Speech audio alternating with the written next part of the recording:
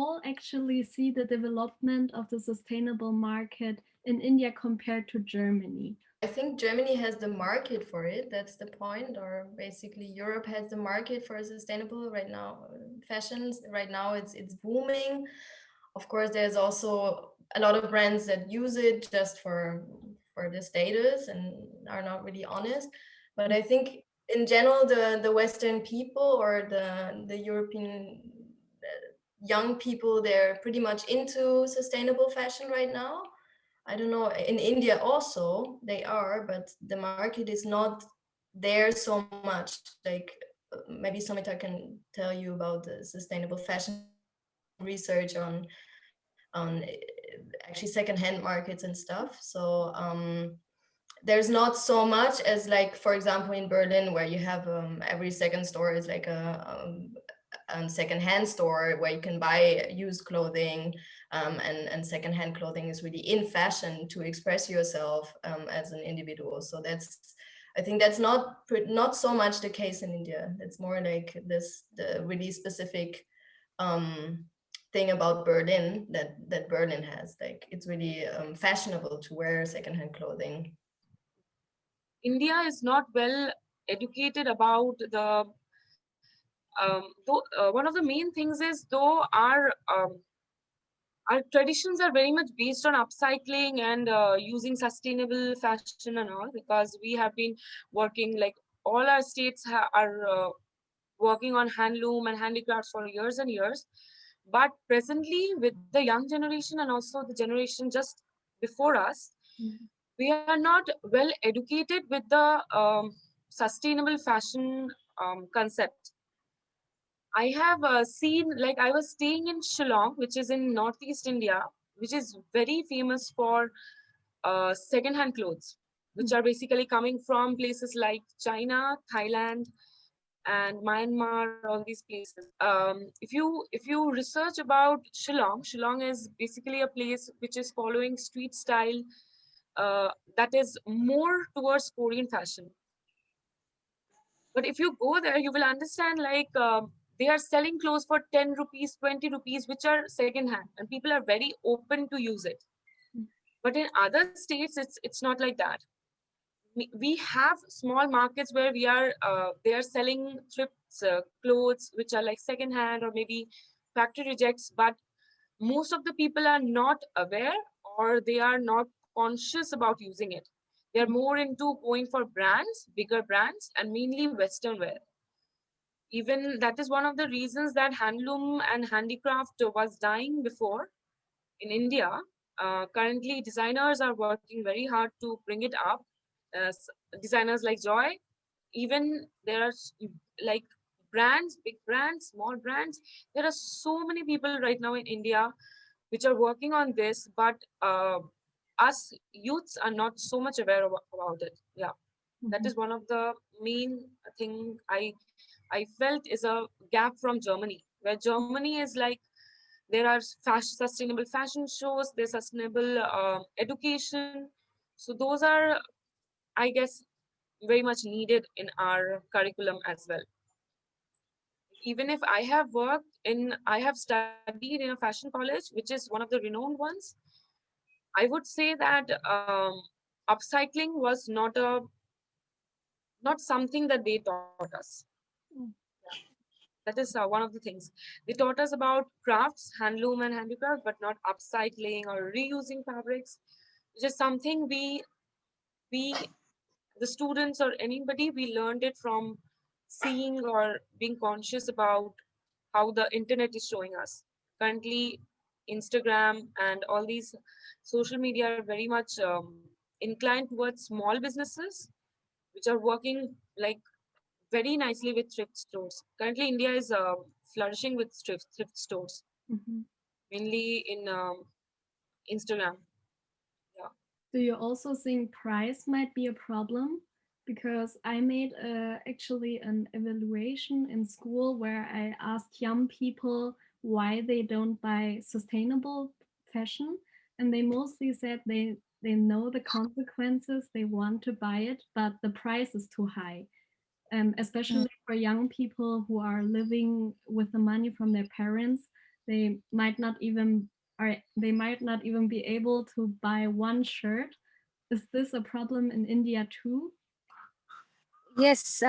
So the pricing is what India in, like, if you take even right now, like my mother or my mom's mom, they would hand over the saris to my mom. Like my grandmom would hand over her saris to my mom, and my mom would hand over the saris to me.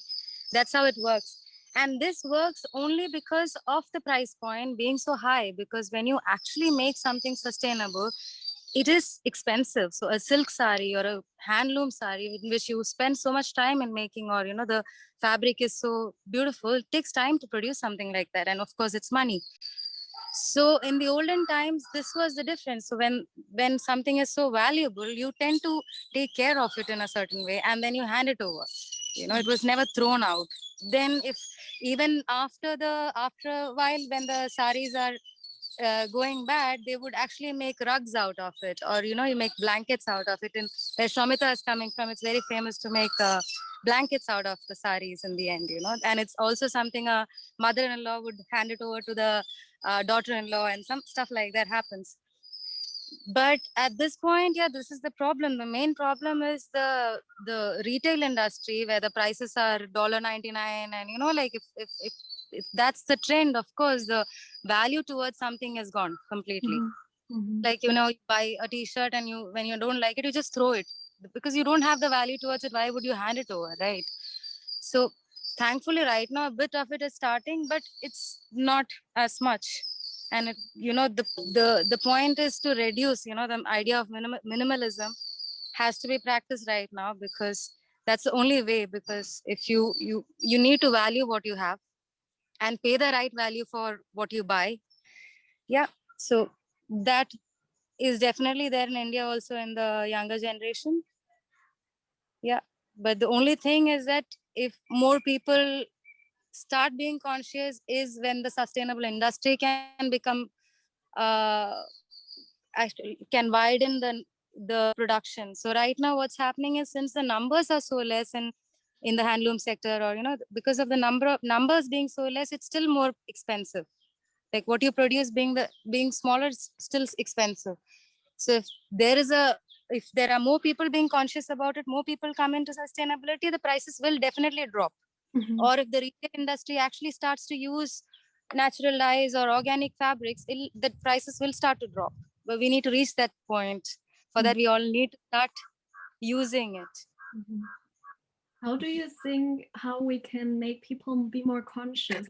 How can you actually show them what a t-shirt is actually worth? Like Johanna already told me, maybe you also want to tell it again about the limited production, that this also has an impact on how people actually value clothes. Do you also see this like that, Busy Joy? Yes, the main idea is, when you are transparent enough, when you actually see what goes on behind making each garment, when you actually get it for $4, $5, you should know what goes behind it. And when you actually know what goes behind it, none of the production line, like from the farmers onwards, for the fabric, or we are using chemical to grow the fabric itself, from there onwards everything is wrong. So when you have to sell something for so cheap, everything before that is paid super cheap. Like the tailors are not getting proper payment, and about the what do you call them, the sweatshops which exist in India, Bangladesh, Sri Lanka, and China, and places like that, of course. So if people are more aware of these things, there's definitely a way people can change into sustainable clothing. But at the same time, see, right now the most important part is for the people who can afford, who are economically in a space to afford sustainable garments. They should change half their wardrobe into sustainable fabrics, and that's how it can trickle down to people who cannot afford right now. The trickling down can only happen when the prices goes down. Definitely, like I agree with everything that Joy has said. Is a very very compact information. I think also upcycling is a great tool to use to make sustainability available to also the young generation, because if you're making something from materials that are already there, there's not such a big cost in actually buying the material itself. The cost lies where in the production itself, and if you do that in a sustainable way and in a transparent way, people will see the value behind it. So I think this is a really big point, that upcycling can be a tool to create this awareness in the young generation in a way that that they really, that it's still fashionable and stylish, you know, instead of kind of yeah, boring. So I think upcycling is definitely also a tool to do this. And also mixing upcycling with actually sustainable fabrics, like with organic dyes, and then showing this process behind it. That's definitely a tool to create this awareness, even if the processes are happening on the other side of the world. We can still show the people what is actually happening, like how sustainable dyes are made, because most people, I think, they don't even have this awareness when they're buying stuff in big companies and big sweatshops, and they don't know how a process of dyeing is done, you know, like I think, yeah, we can really use tools like video making, or, you know, creating the story to make that visible. And that's a really, you know, really for creating awareness and the consciousness for sustainable fashion in our generation. Yes, I also heard, Sunita, you said that you actually didn't know about upcycling before. How do you think you can actually bring this experience to others? Of course, it is one of the reasons why I feel I'm doing it, to make people aware about it. The first thing is to make things, and the first thing I did was to make things and gift it to my friends, and to make them understand that these are all made with the fabrics that was left over from all the garments that I made before in college. One of the main things that I feel I have learned from my home is we never throw wastes. If we have food waste, we make compost out of it. If we have any cartons or something, we keep it for future use. We don't buy bags more, but we store in cartons instead. What if we are buying parcels or something, and things like that. So I had always had this habit of collecting all the waste fabrics. So I started doing with it at home during COVID. And then when I joined to work with Johanna, it was a experience in the industry to understand how I'm working with upcycling, and to use each and every piece of garment, and to make, just not to make awareness amongst friends, but also to make awareness amongst whomever we are getting to know.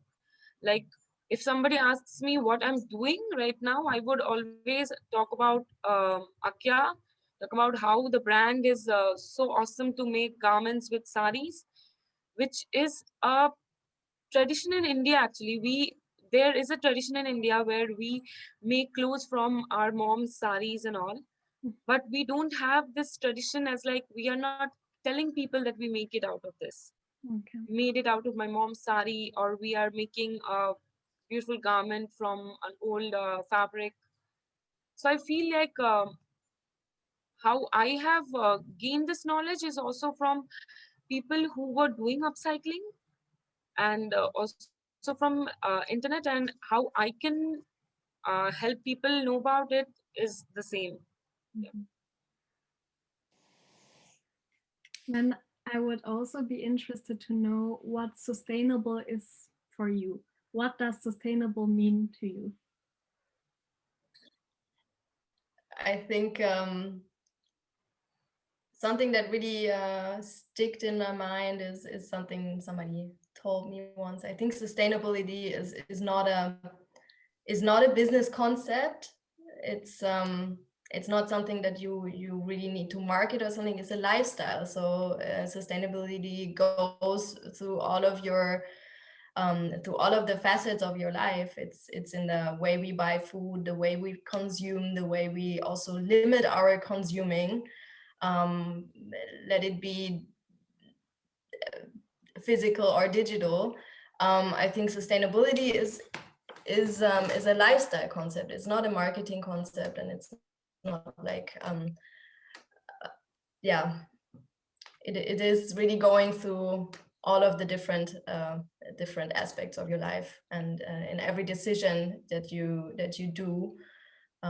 So that's sustainability for me. Yeah.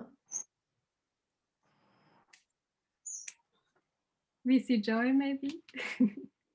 Yes, I absolutely agree with Johanna on that. It's sustainability for me also. It's not separate from life itself. You know, if you are conscious enough, everything you do in your life is sustainable. So I hope we reach that place where everyone is naturally becoming sustainable. It's not a point we have to push to each other, right? It's supposed to be a natural flow. Yeah, so I hope we see that world very soon. Yeah. And so Mita, for you? Yeah, even for me, it's the same, that it's a part of our lifestyle. When we are living our life, we should be very careful what we are using, how we are using. If we can use one thing for more time, saving food, not wasting food, or to use garments that we already have in our wardrobe, to style with all the things we already have, then rather than buying new things. I guess these are all the things that we should be very careful about when we are talking about sustainability. And that's how I feel my life is trying to shape it out right now. Yeah, I think basically 3 questions that we can ask ourselves in every decision that we make to consume something is: where is the thing made, who makes it, and under which circumstances, like how is it made? And I think these 3 questions, if we consider them in our decision process, we get far. We could really yeah, get more conscious about everything that we do by these 3 questions. Yeah. Maybe I would just like to know about the new collection which is coming, the design with denim. I'm very excited about it. Maybe you can all tell our viewers what they can expect, and yeah. I hope that the stuff we have been working on the last month will go very well, but I think so. It's a collection made of a mix from denim and sari, the saris that we have had last 2 years. Basically, Joy has found a new shop on the road, no? That sells fabrics, which is from excess production, like from bigger production, the excess fabrics. So we're using these leftovers to create a mix from the sari parts that we have in the denim. So basically it's pullovers and also yeah, some jumpsuit like clothing, working on that. So, and t-shirts, basically t-shirts made with organically dyed, naturally dyed, made with naturally dyed organic cotton and sari. So it's a little bit different from the collection that we did before, which was fully made with sari. So this one is more a mix of sustainable fabrics and sari. So yeah, this is how this collection developed. What else is there? It's fans. Yeah, there's much more. T-shirts, pullovers. Yeah, jackets. Fans. Yeah, and there's Hoodies. Yeah.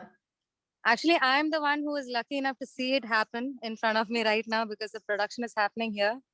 It's coming out really pretty, because the, you know, denim and sari, it's itself, you know, there is something clashing about it, which is so beautifully blending together because of that Indianness to the sari and the prints and the colors and everything. It's in contrast with the subtleness of denim and the ruggedness of denim, you know. So it's a beautiful match together. So it's coming out really well. And also she's using the naturally dyed organic cotton also in this collection. And it's amazing, you know, it's amazing, like in every step she whatever she has done till now, she thinks of these points to keep it absolutely sustainable. You know, this is what I really appreciate about Johanna. She's never gone away from it at all, even in one point. And it's really amazing that even if when she is not using you know, there is limits to using a sari, or you know, there are limits we face when it comes to designing. So when there are points when she can't use a sari or she can't use a denim, you know, which can't be upcycled, then she goes into a fabric, and then that option is always a naturally dyed organic fabric, and that's amazing, you know. So yeah. I also think that upcycling always comes with a lot of creativity, like what you can actually use, how you can use, like I'm actually wearing a denim jacket, like you can use a denim jacket and make so much out of it. So I think our viewers can be really excited about the upcoming collection.